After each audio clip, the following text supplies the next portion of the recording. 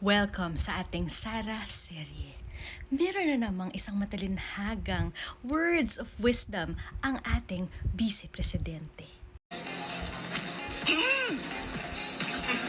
Ay, alam mo, sa totoo lang talaga, nahihiya ako as a Filipino ba, na nanonood yung ibang bansa sa atin and ganito yung estado ng, this is the state of the nation. Girl, as far as I know, yung rant mo na to, Kasi may kinausap na ako na tao.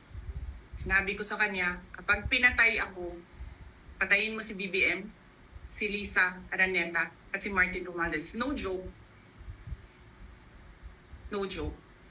nakakahiya kasi it made the international news. Pinag-usapan ka sa buong mundo.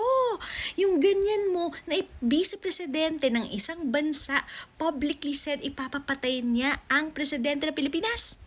Alam niyo, konting Google lang yan. VP of the Philippines threatened to kill the President. Anong mga lalabas dyan? AP News, Voice of America, NBC, Al Jazeera, Reuters, BBC, CNN, NBC, NDTV, The Guardian, Business Insight, Australia Broadcasting Company, Global Times.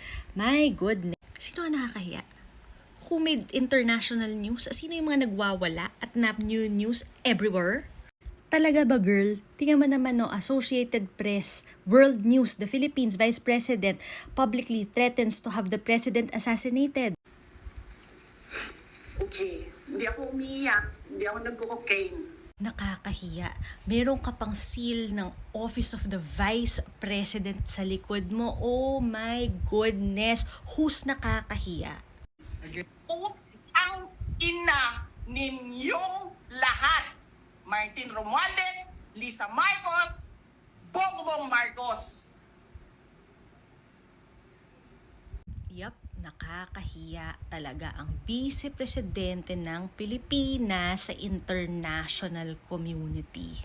Hindi lang nga dun pati sa kapwa mo Pilipino. Oh my God, nakakahiya ka, girl!